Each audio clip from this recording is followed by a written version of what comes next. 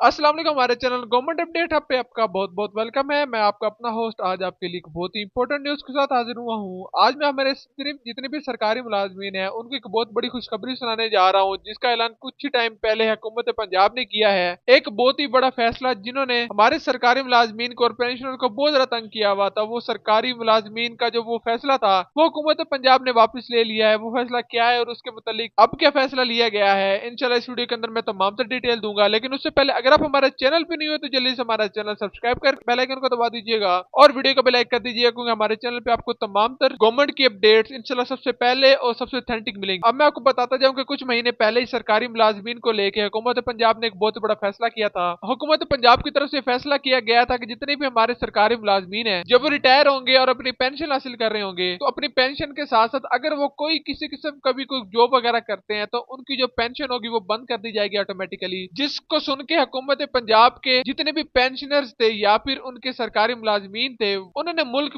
भर एहतजाज का फैसला किया और काफी ज्यादा वो नाउमीद नजर आए कि हुकूमत पंजाब की तरफ से ये फैसला ना लिया जाता, क्योंकि पेंशन भी उनका बुनियादी हक है। और अगर पेंशन रिटायरमेंट के बाद अगर वो पेंशन भी हासिल कर रहे हैं और साथ साथ अगर कोई जॉब भी कर रहे हैं तो वो जॉब की जो उजरत होती है वो भी उनका सरकारी और बुनियादी हक है, वो उनको मिलना चाहिए। तो हुकूमत को ये फैसला लेना चाहिए कि वो किसी किस्म का भी उन पर बर्डन डाले कि वो या तो पेंशन ले सकते हैं या फिर सरकारी या प्राइवेट तनख्वाह ले सकते हैं। तो हुकूमत ने काफी ज्यादा इस चीज पे मीटिंग बुलाई थी और तमाम तर सूरत हाल को मद्देनजर रखते हुए इस चीज का दोबारा से फैसला किया है कि अब जो हुकूमत पाकिस्तान के साथ साथ हुकूमत पंजाब है वो इस चीज का जो फैसला उन्होंने लिया है कि पेंशन अब रोक दी जाएगी। अब ऐसा नहीं होगा, उस फैसले को वापस ले लिया गया है। अब अगर आप काम भी कर रहे हैं और साथ साथ पेंशन भी हासिल कर रहे हैं तो आप दोनों तरफ से फायदा ले सकते हैं। इसके साथ साथ एक और भी बहुत बड़ा फैसला लिया गया है लमसम सैलरी सिस्टम को लेके। आपको मैंने पिछली वीडियोस के अंदर ही बता दिया था कि एक ऐसा नया क्राइटेरिया आने वाला है जॉब होल्डर को लेके, जिसके तहत अगर आप नई भर्ती करते हैं तो आप कॉन्ट्रैक्ट बेस पे करेंगे और साथ साथ उनको पेंशन भी दी जाएगी। और उसके साथ साथ एक बहुत ही बड़ा फैसला ये भी किया गया था कि उनका जो सैलरी सिस्टम है वो भी तब्दील कर दिया जाएगा और उनका किसी किस्म का अब अलाउंस वगैरह नहीं दिया जाएगा। तो अब हुकूमत पंजाब उस जो सैलरी सिस्टम या फिर वफाकी हुकूमत जो भी हमारी है वो भी इस सैलरी सिस्टम का जो एक उन्होंने क्राइटेरिया निकाला था इसको भी अब दोबारा से रिव्यू करने जा रहे हैं, क्योंकि ये जो सैलरी सिस्टम है यह बहुत ही बड़ी एक नाउमीदी की वजह बन रहा है हमारे जितने भी